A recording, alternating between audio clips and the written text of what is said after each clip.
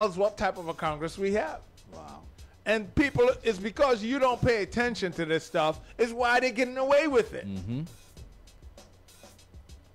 Can you imagine if Barack Hussein Obama had put someone in his, just thought of it, let alone nominated someone like this to his cabinet? Can you imagine how fast the impeachment list will be? Impeachment? Oh, go grab him and take him out. Yeah. They'll drag Barack out of that place over there. Oh, Michelle, hold the kids.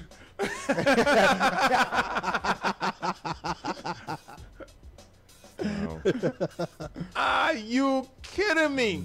Scott Pruitt. They had this information that Scott Pruitt 15 years ago, Right. while he was a state senator, bought a house. He secretly bought a house with a lobbyist that was lobbying him. Do you see the story?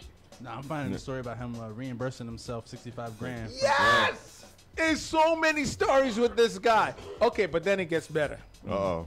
I saw last night, I was watching, I can't remember what show. Oh, yeah, Chris Hayes. Chris Hayes. He got his people running around trying to throw Ryan Zinke under the bus to take the heat off of him. Now, Ryan Zinke is another scumbag himself. But Scott got him beat. But they said, Scumbag. talk about dust. What was that? Drain the swamp? What? That's exactly what they did. And let all this wildlife just show up in your neighborhood. Look at this. Scott Pruitt and Ryan Zinke. Let me tell you something about these two. And Ryan Zinke is just an arrogant. Oh, he's just arrogant with his. So apparently, EPA staffer, Scott Pruitt's staffer, reportedly leaking damaging stories about Interior Secretary Ryan Zinke, to take the heat off of Scott Pruitt. These guys, like, never mind bulletproof desk. He's got a golden lasso in his room. Wow. Wow. Yo, it is next level. So now they got infighting. I'm telling you, for anyone who ever believed there's honor amongst thieves, good luck. Yeah, Look man, at this stop crew. dreaming. Yeah. Just look at this crew. The Interior Department, this guy, Zinke, Ryan Zinke, just look at his storm of, oh gosh, these people just, the ethics. They're like, what's that? You want us to have what? No. Yes, Scott ate the ticks. Isn't that what ethics is? Where Scott ate them? No! These guys are next level. Total gangsters, man. I'm not calling them gangsters because gangsters are looking around like, Right. and why are you guys jailing us?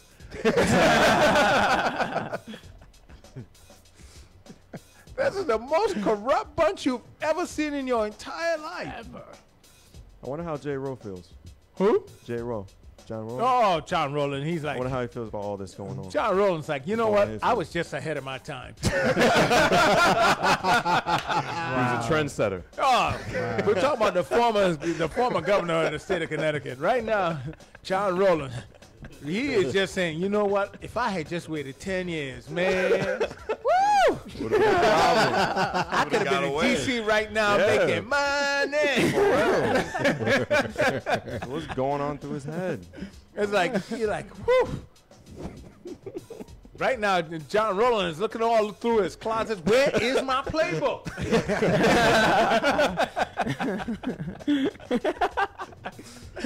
Probably yelling at the TV saying they're doing it wrong. Yeah. Screaming at the television. What are you doing? That don't get you in jail. How you gonna get a rap contract without? You ain't getting no rap deal like that. Oh God. See, John Rowland, that's former governor for the state of Connecticut. This guy, he just like not once. He came out of prison and was like, "Listen, y'all don't understand. Never mind Nixon. Hey, I'm a crook." Nixon screaming, "I'm not a crook." No, John Rowland's like, "I'm a crook. I want to do this."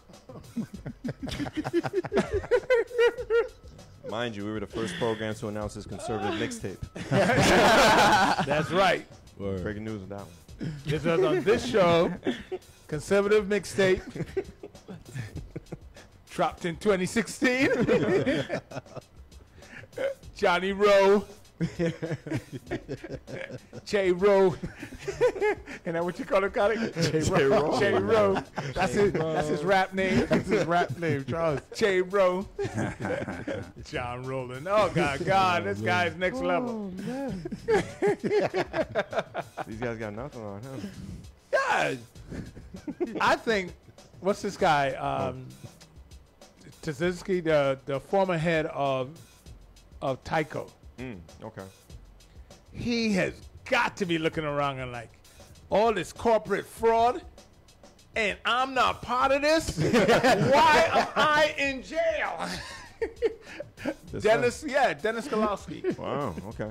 This guy, Whoa. he is next level. He was convicted in 2005, right? On it now. Yeah. This guy, he was throwing parties with investors' money for his wife's 40th birthday. His wife was into Greek mythology. Greek mythology? Okay. This guy threw her one of the toga-style birthday party. Joe, what year did you say, Joe, again? What? It was 2005 he was convicted. Yeah. Okay. Convicted in 05. Okay.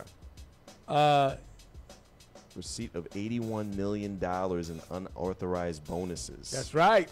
Purchase of art for $14.725 million, and the payment for Tyco of a $20 million investment banking fee. Wow. All I'm gonna say is, Scott Pruitt's like, "Huh, you took too much at once."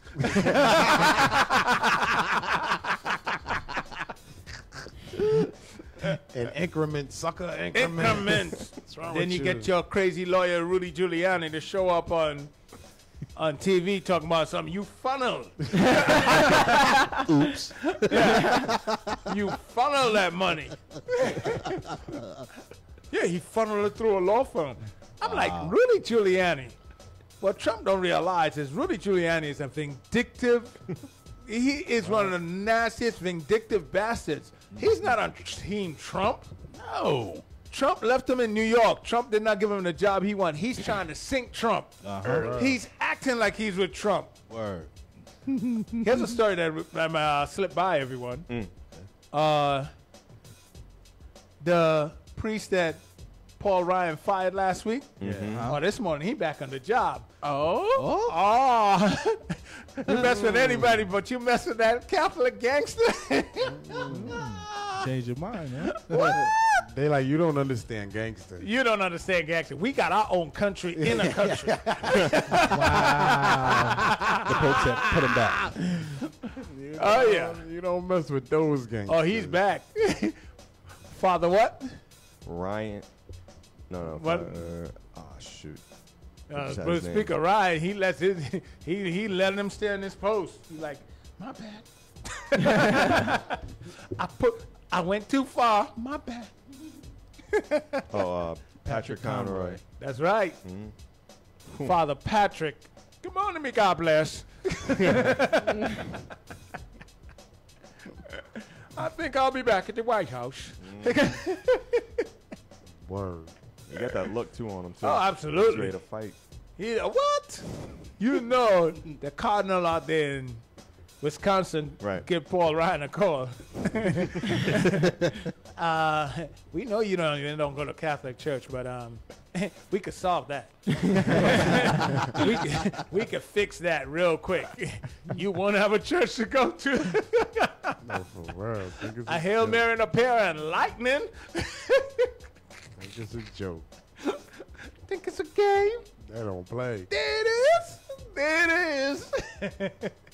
All right, people. It was a lot of fun hanging out with you guys here this morning. Word.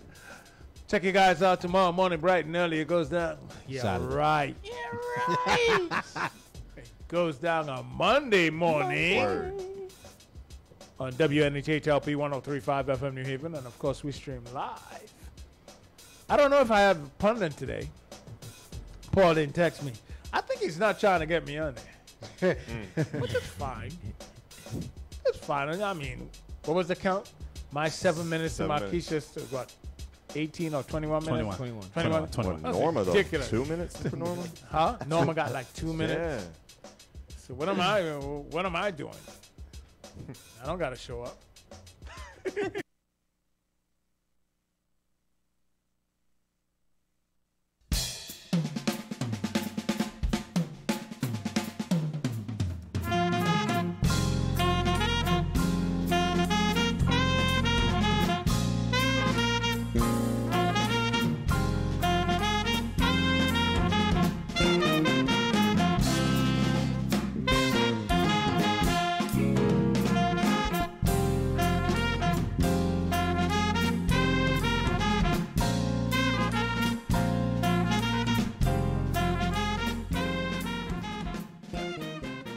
We up on Facebook?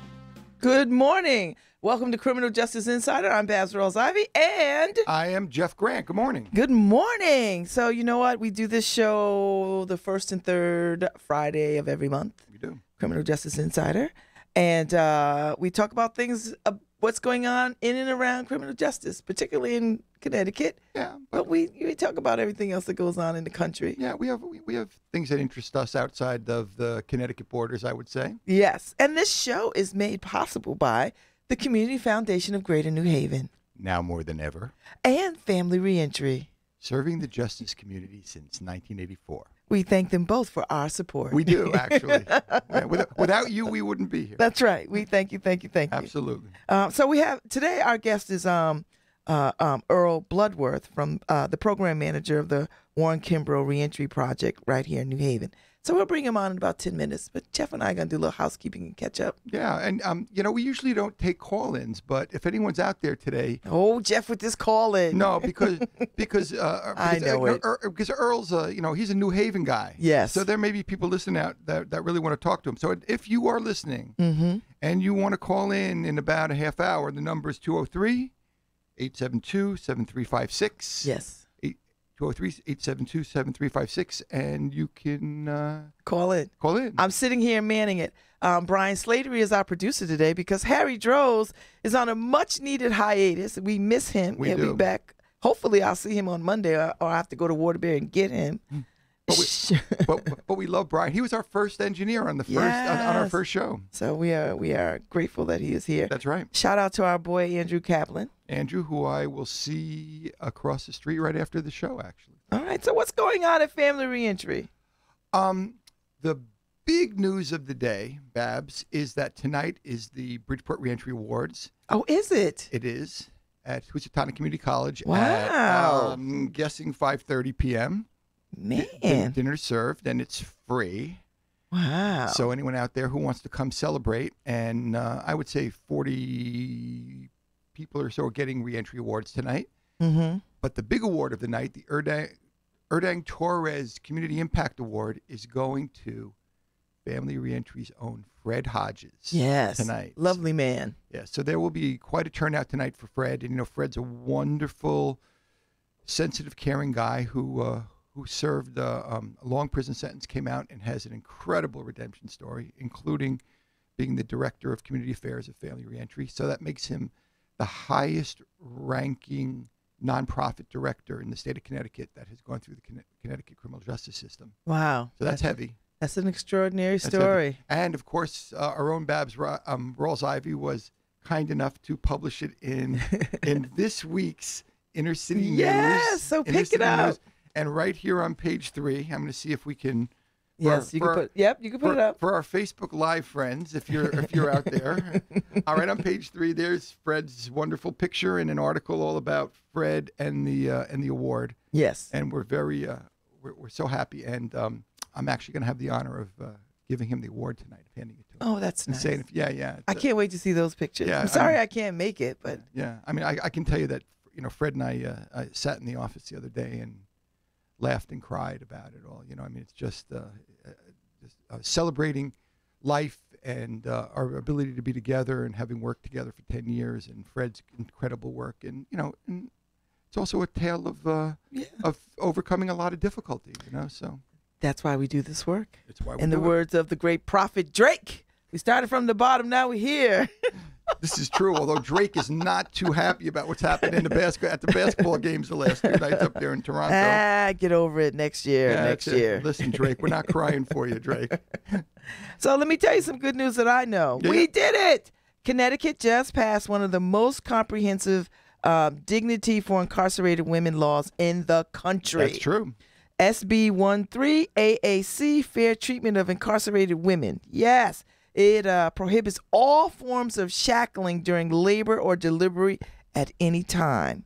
It ends the dangerous practice of using leg and waist restraint on women in their second and third trimester of pregnancy or in the postpartum period. Feminine hygiene products will be provided free of charge. New and expecting mothers receive prenatal labor and postpartum services and support, including a guide that outlines these services and policies guaranteed to them. It establishes family-centric visitation policies, ensures that all people have the right to privacy without staff or of the opposite sex viewing their bodies. We are the first state to pass a law that protects the safety and dignity of transgender people who are incarcerated by acknowledging people's gender identity, providing services and housing people based on who they are.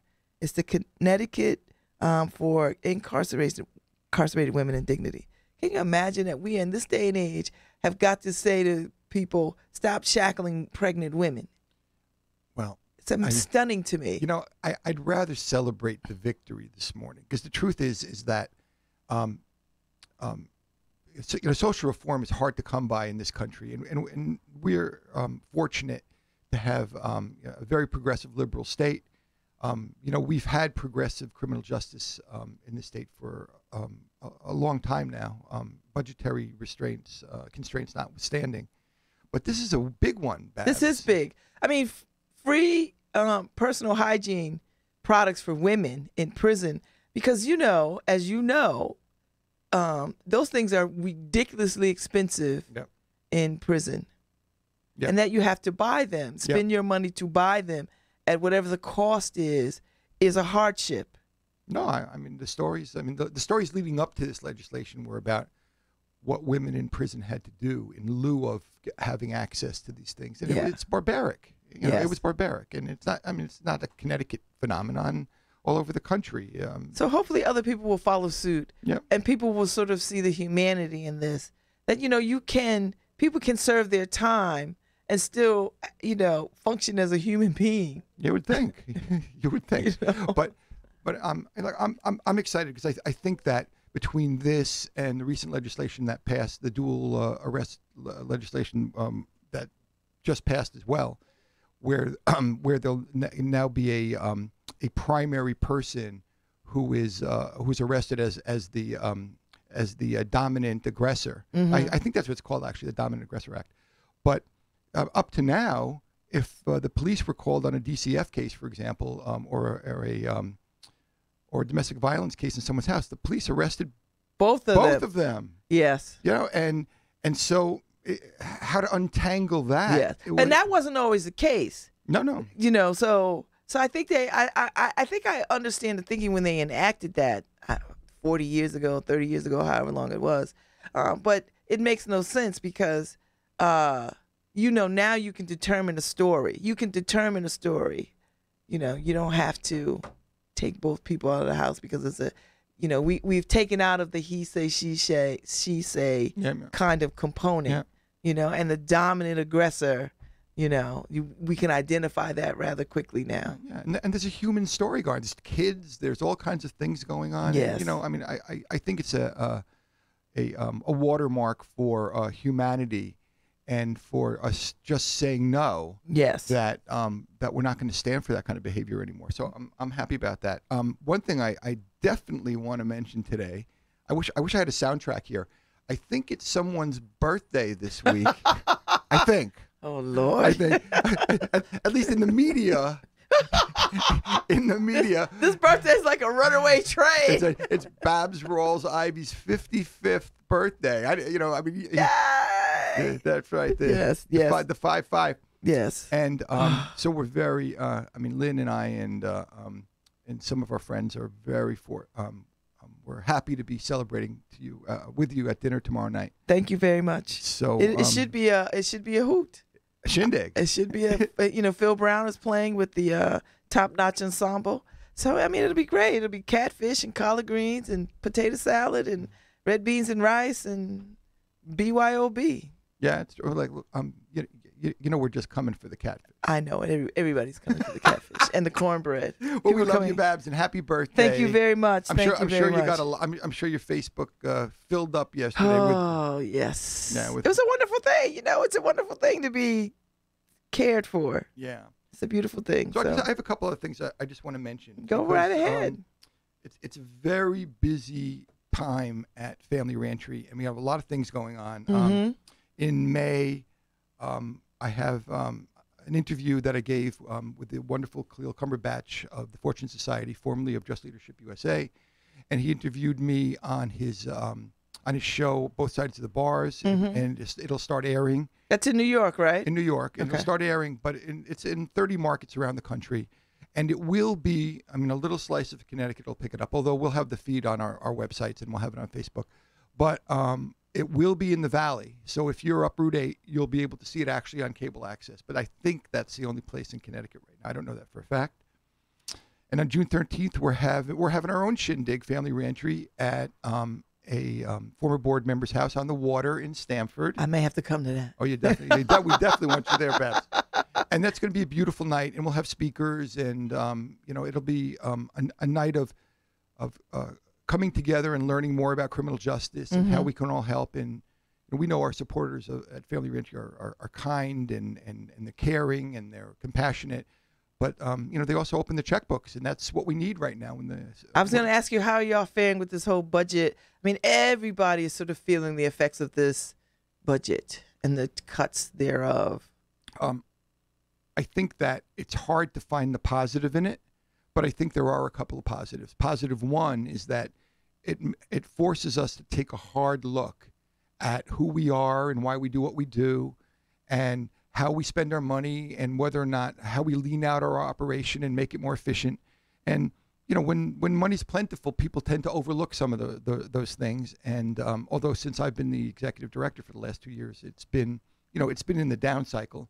So we've really cut every inch of fat off the bone, and that's been a healthy exercise. Two, it makes us, it compels us to find the pivot point. We're clearly in a paradigm shift here about criminal justice and the intersection of that, and funding and health and wellness, and we've taken a leadership role in the understanding of how to pivot into more of a health and wellness frame, because clearly that's what's going on in the world. Yeah. And in the criminal justice world. That's a good way to frame that out, too. Yeah. So I think that the days of criminal justice being the dominant conversation are over, and more about how we supply health and wellness and construct healthy communities. And so it's not just not just personal health and wellness, but health and wellness for the community and the family.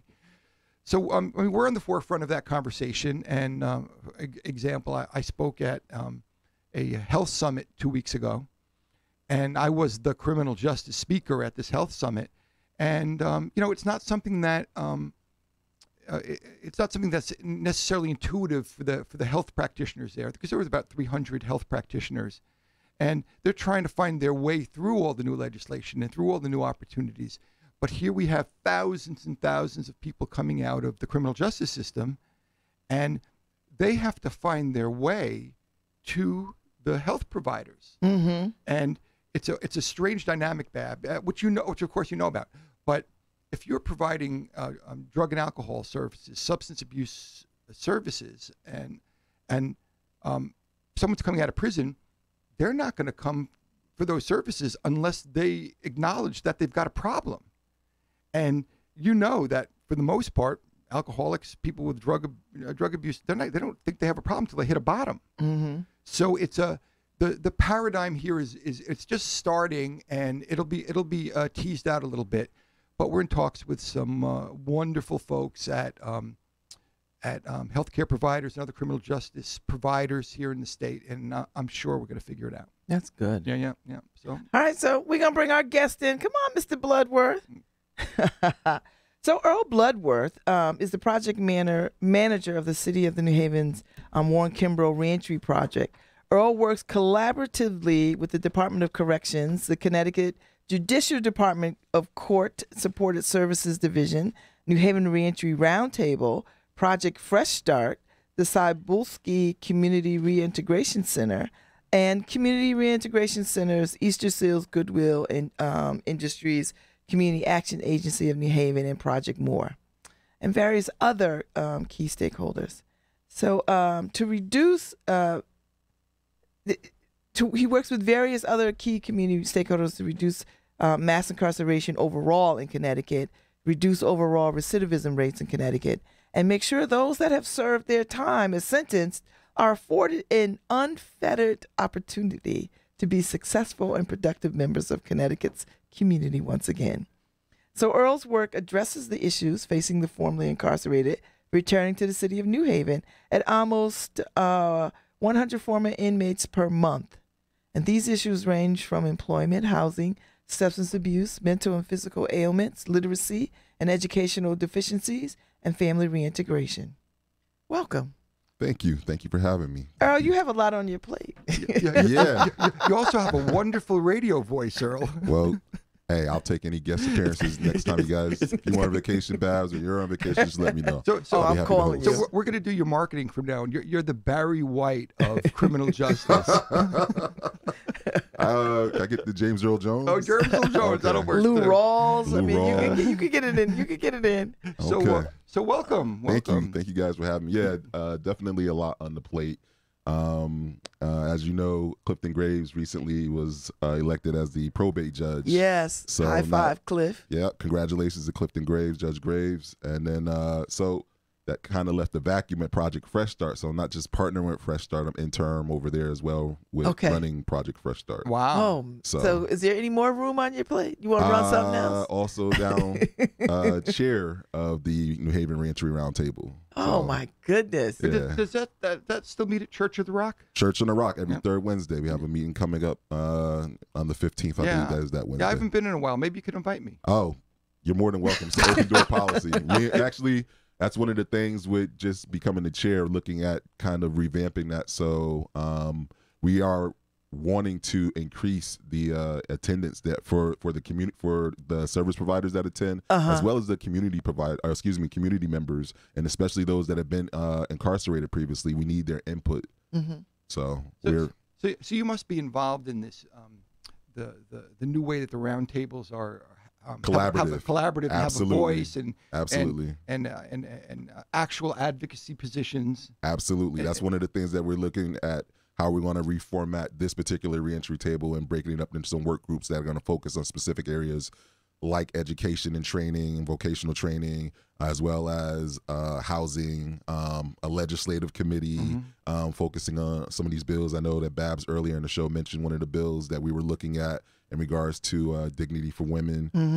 There are a few other bills that we've been trying to keep an eye on, as well as restoring voting rights for those that are on parole. The state of Connecticut allows those that are on probation or at end of sentence to vote. Yes. Oh yeah, our friend Kennard Ray is Absolutely, is working with Kennard Ray. Yep. leading that charge, right? Unlock the vote. and working as well with the Catal Center. Oh, yeah. Yes. No, good. Yeah. And we It's had him on. Yeah, It's we a had- very collaborative effort throughout the state of Connecticut because that's the only way that we're going to be able to accomplish anything, especially with, as you guys discussed, the large and continuously looming budget cuts to a lot of these services that are being provided to this particular population.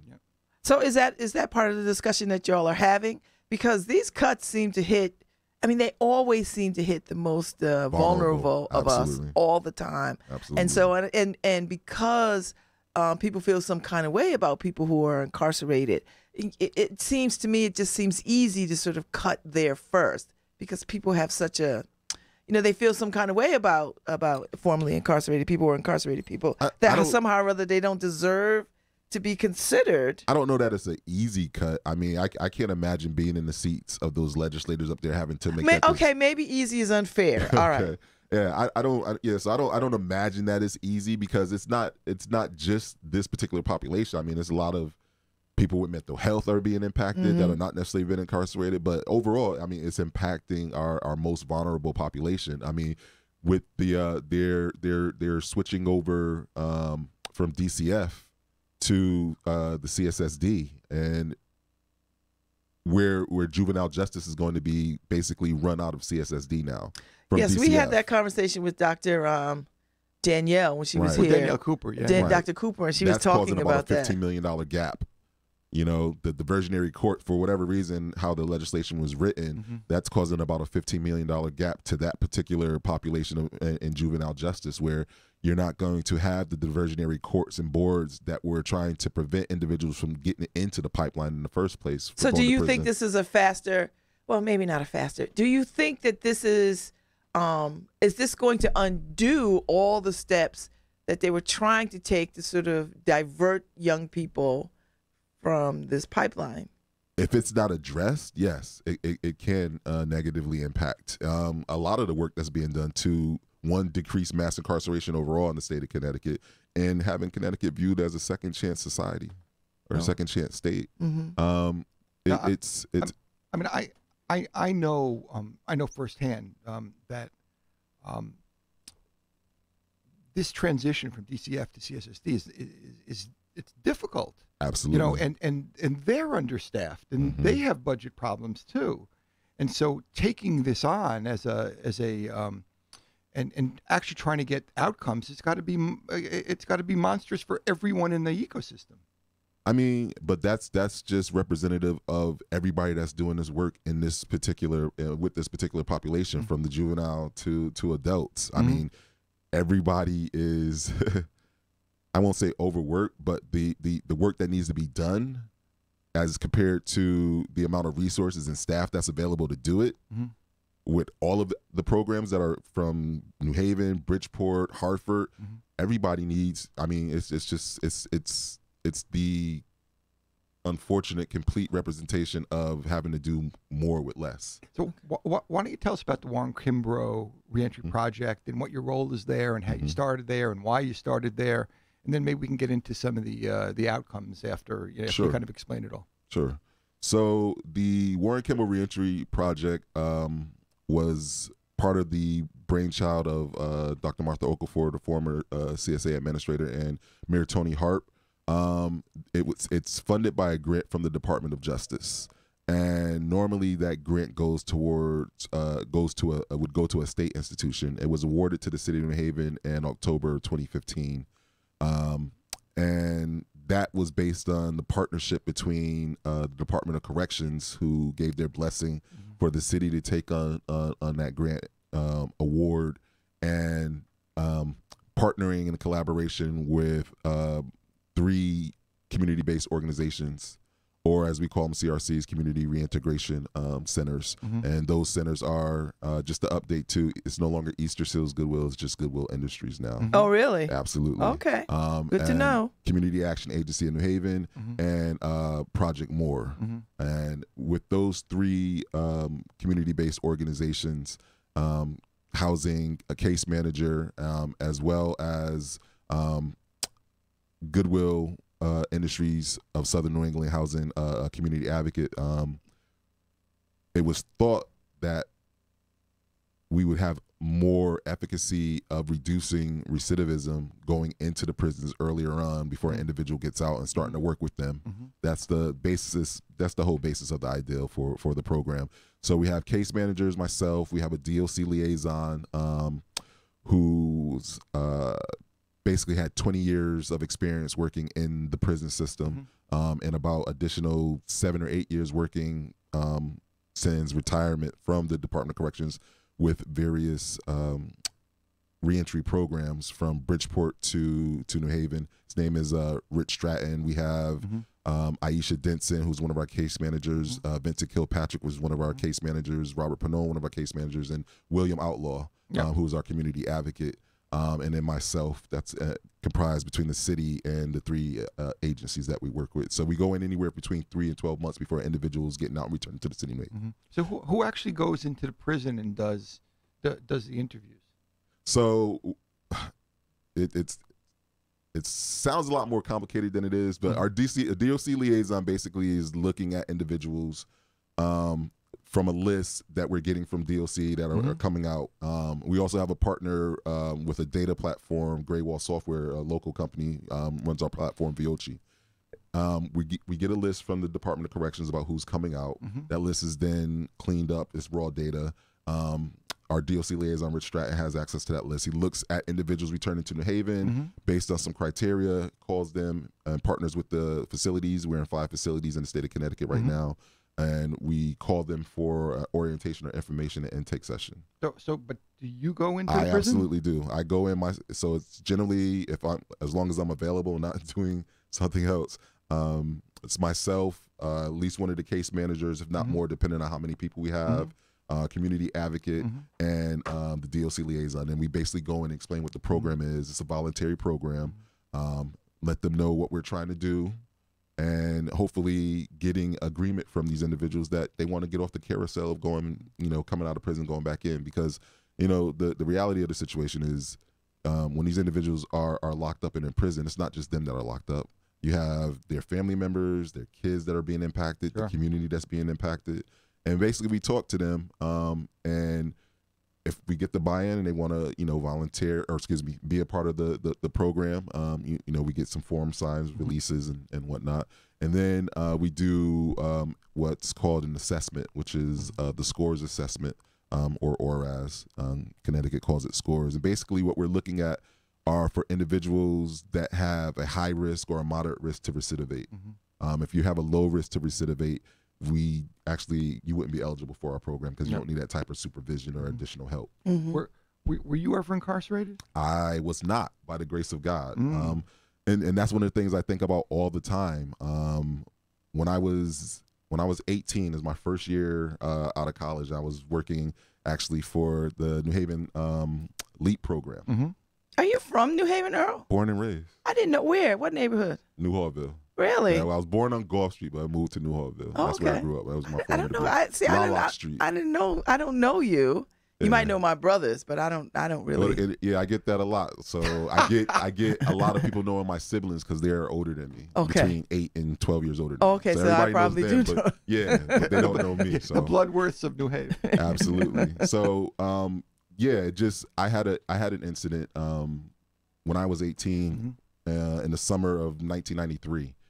Again, my first year out of college for the summer, and so I'm working in LEAP, and I'm in the neighborhood that I'm working in, and I have a run-in with some police. And at the time, I was 18. So I started college when I was 17, so wasn't that far along in the maturity aspects. And I got stopped by 3 police cars, and I just completely lost my temper with the police because I was like, I'm in my neighborhood, I'm helping out my community, I'm doing what I'm supposed to be doing, or at least what I was taught, and I'm being stopped, and I felt harassed at that time, and I lost my temper, and I got taken to jail for losing my temper, and then later found out it was that I fit the description, and that situation could have went completely left in a whole nother direction, and that's what I think about every time that I'm going into these prisons or working with these individuals.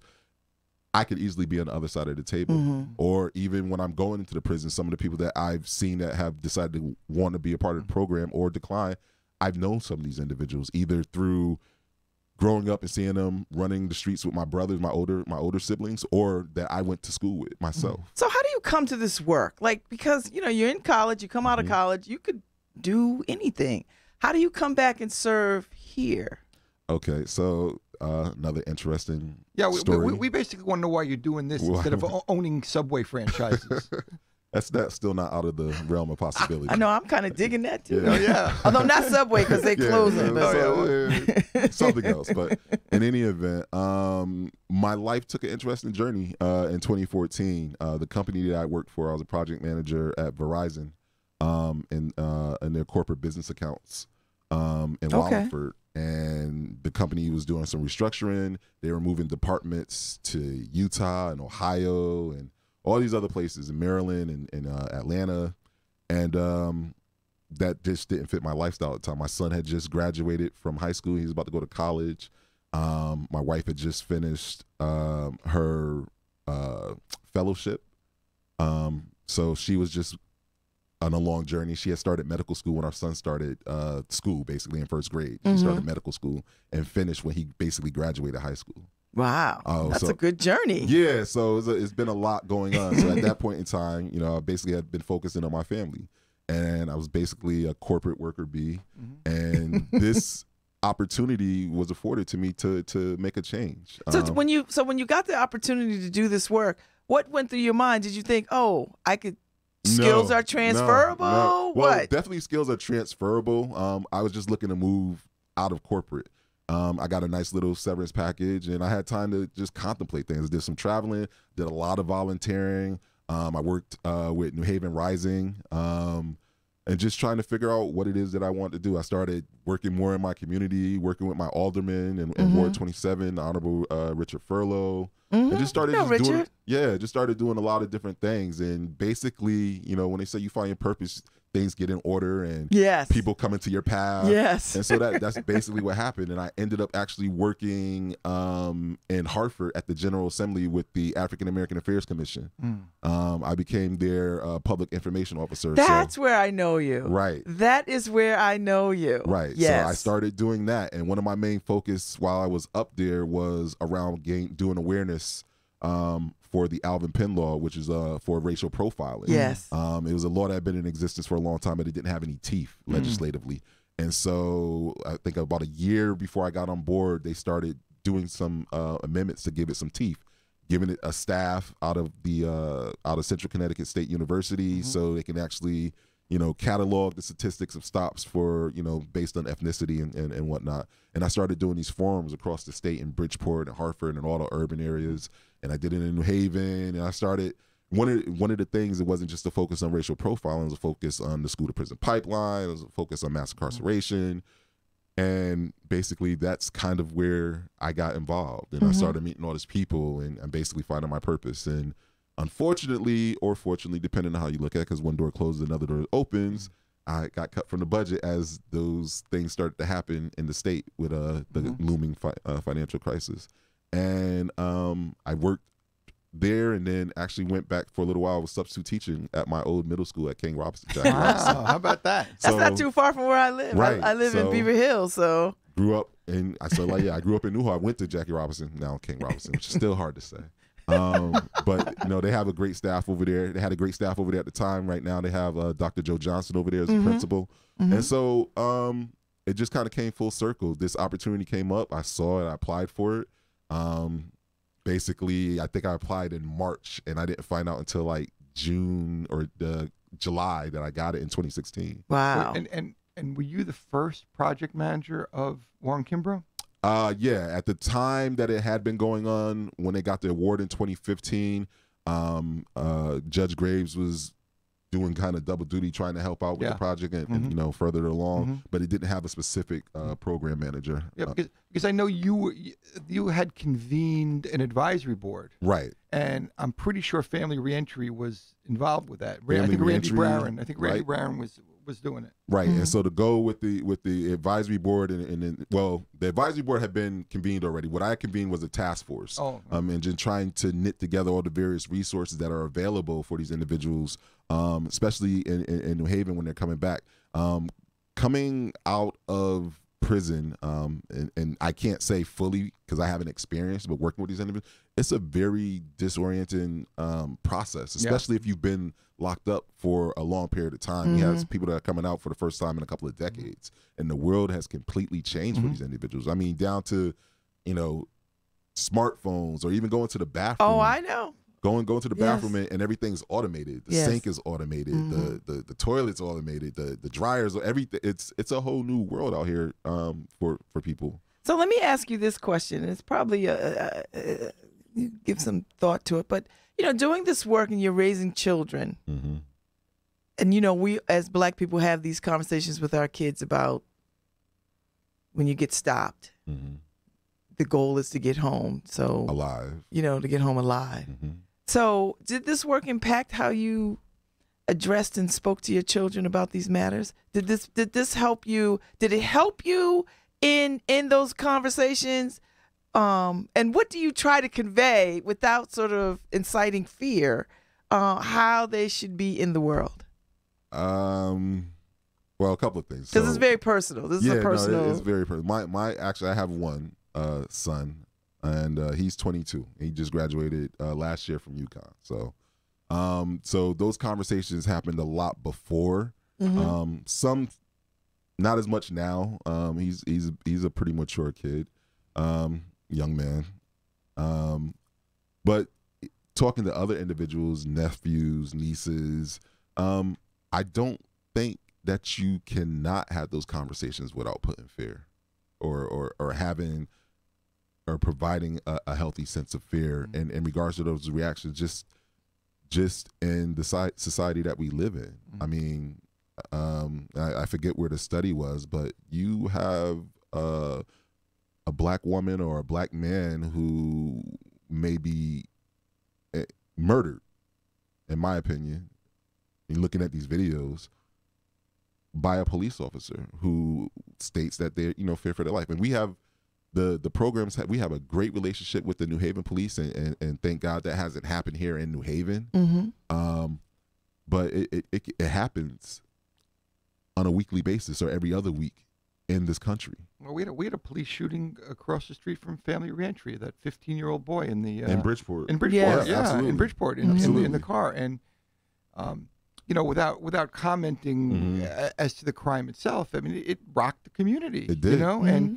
And I wasn't in the office that day, but we had workers in our office, a staff in our office, and they heard gunshots, and it wakes you up, real fast that you have an illusion of safety. Right. This is what happens in our community. Yeah. And But for us, we never have the illusion of safety because we never feel safe. There's that's why you have to have that there's conversation. no sense of safety. I mean, as raising my sons, I've got a 17-year-old and a 19-year-old, and they just want to be in the world. They just want to be like, how they want to be. Absolutely. And you have, and I'm, their father and I try to convey to them, listen, we It's the want word you out to be there. free. Yeah. And we want you to come back home. But we want you to get home No, alive. absolutely. Like, I guess around the time, shortly before, shortly after the incident with Trayvon Martin came out in mass media,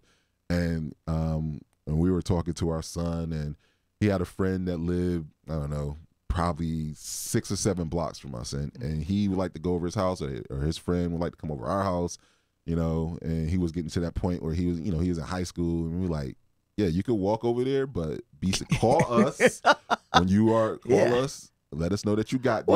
Well, this is the interesting thing about New Haven. You could go 6 or 7 blocks in any direction, and it could be dicey. Yeah. Absolutely. You absolutely never know. And I have to admit that my illusion of safety is different than than yours, unfortunately. Yes. But we have an agency, we have a business, and we have, in that particular location, we have 40 or 50 workers. And if we're not going to make the streets safe for businesses to come in and actually provide, the infrastructure of of our cities, the whole thing crumbles. Yes. And then too, when you in saying that, the illusion of safety. Overall, our police in our neighborhoods, especially with the community policing that New Haven Police Department has been doing. It's a tough job for the police out there. But finding that balance between the community and the police, between protection and safety versus fear. Yeah. It's I mean, I hard. think New Haven got ahead of, because when the drug game was rearing up here in New Haven in the 80s, right? The mid 80s, late 80s. They immediately addressed it quickly, right? So you don't have the same kinds of things like a Newark or a Trenton or, these long kinds of, community policing really did its job. I mean, people feel some kind of way about it now, but I think if it wasn't for those early days, we would not be enjoying some measure of safety in this city that we do. I mean, between this year and last year, New Haven has the lowest murder rate. Yeah. And that speaks to the job that the police are doing, and communicating with the community and the different programs that New Haven has, like Warren Kimbrough, like Project Fresh Start, like Project Longevity with Stacey Spell. A lot of these different things are making that impact. The community outreach workers, the street advocates that are coming out into the community, former people who have been formerly incarcerated and working to increase the peace in the community. So a lot of that speaks to the work that the city of New Haven has been doing, Mayor Harper and her administration, and working with these various programs to increase public safety. So it is a lot of work being done on both sides, the police side and on the community side. Yeah, we had Brent Peterkin in here Great. a few weeks ago. Brent is an awesome guy. Yeah, and that the fact that the state is actually funding gang intervention and street safes and things like that is, in a time where they're defunding a lot of things. Absolutely. I think speaks to a recognition of what will have the most impact, and hopefully what it means is that if we actually reduce the crime, that we can disrupt the cycle. Yeah, no, I'll actually, once I leave from here, I'll be heading over to the New Haven Police Department, where we're having a meet and greet with a lot of individuals that are coming back to the community or just came back to the community from and that will be on parole and probation. So it's a partnership at the police department. At the police department. Wow. At the police department, we're having a meet and The greet. revolving door. Yeah. Wow. Nope, at the police Well, I department. mean, if you put the police in a position to sort of be on the other end of things. Yeah. And this was initiated by the police department. That's great. It was something that had been going on, but with all the things going on and funding and stuff, it kind of fell by the wayside. But they're making an outreach to partner with the city and the various programs. Project Longevity will be there, partnering with the parole and probation. So these individuals coming back, they see the faces of the people in the community that will be working with them and letting them know that we want everybody to be successful upon your return. I like So it. can you imagine they're coming out of prison and you get a little notice and say, we want you to come to a wine and cheese party at the police department. I wouldn't go as far as saying wine and cheese, but yeah. So tell me, Earl, what are you, with all this that's going on about the budget cuts and revolving door and recidivism, whatever it is, what are you most hopeful about? Yeah, that's a good one. The thing that I'm most hopeful about, and the saying is, when you get lemons, you have to make lemonade. And add some tequila. You gotta try to make depending on the tequila, though, right? No, in all seriousness, it's unfortunate that we are having these budget cuts to a lot of good programs. At the inception of the Warren Kimbrough Reentry Project, there were a lot of people that signed on to be partners and helpful, and that was when they started looking at the grant in 2014 to finalize and getting awarded the grant in 2015. Some of those programs are not here in existence anymore, or if they are in existence, some of them are a shell of themselves and not able to offer what they once offered. Yeah. I think one of the things, the positive things, is the collaboration that's coming out of this between all the different urban areas with the reentry roundtables and everybody working together in this effort as opposed to working in silos. I think we'll be able to accomplish more because everybody is stretched thin. And so ultimately what you want to do is have something that's stable. You want to have these individuals that are coming out, and more are coming out every day after 20-year bids, 10-year bids, and have them know, regardless of what community that they're returning to, there is a community that's going to be welcoming them, so they're not having to basically continue to serve out their term even after they've served their time. So that is the ultimate goal. And reintegrate these individuals back into our communities, because at the end of the day, I mean, there have been studies, the amount of people that we have locked up, that's lost revenue to the community in multiple ways. I mean, so it's a lost tax base. It's a lot of these individuals, men and women, are brilliant, and they're not able to have the opportunity to become your next Steve Jobs or Vernon Jordan, because they've been locked up, and in some cases when they're been released, they're still looked at in a certain way. And these people are brilliant. You have some of the most brilliant people that are locked up, and we need to afford them the opportunity to reach their potential. Yes, because that would only strengthen the community, and by extension strengthen the state, strengthen the country. I mean, do you think we are really a second chance state? Oh, that's a good one, Earl. I know you're giving me the look like, what, Babs? Babs asks tough questions. That Earl, is a tough question. I would say we have the aspirations to be a second chance state and society. The question is, are we willing to make the tough choices to really fund what that means and put all the resources that are required to actually achieve that dream? I mean, just like America is an experiment, and honestly, it doesn't always live up to what it's supposed to be. It's a constant work in progress. If you saw the crowd, Babs, were you at the NAACP event a couple of weekends ago?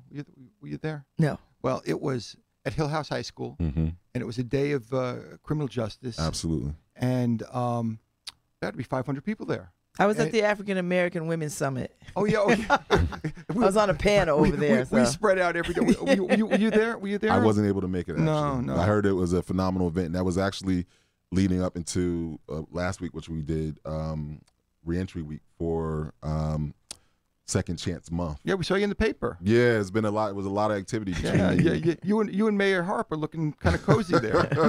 Yeah, there. I mean, there's a lot of activity going on to bring awareness to this issue, and I think that's one of awareness, not only awareness, but awareness and engagement to the issues of these individuals. I think a lot of the times, you have some spotlight on a particular issue for a moment, and then once the spotlight is off it, people's awareness, because we just live in that type of society where what's the next thing, what's on the internet, what's on Instagram or Snapchat or whatever platform that you're on and using, internet, radio, what have you. But it needs to be a constant awareness of what's going on with these individuals that are coming out, and they need to know that people are here and looking towards and working towards their success. Yeah. Well, it's a hard game. Hey, Babs, do we get any call-ins today? No. No. Hey, folks out there, this is an opportunity. So Brian, you can play us out because we're gonna roll out. Yeah. If you just tuned in or you've been listening to the Criminal Justice Insider on 103.5 WNHH, live streaming on the New Haven Independent and the TuneIn app and Facebook. We are graciously sponsored by the Community Foundation for Greater New Haven. Now more than ever. And Family Reentry of Connecticut. Serving the justice community since 1984. We were grateful to have our guest, Earl Bloodworth, from a program manager for the thank you. Absolutely. Fascinating. Kimbrough project. Yeah. Thank you so much. It was delightful and enjoyable. And we'll be back in another week, 2 weeks. No, 2 weeks. We have Jacqueline Polverari coming. Yay!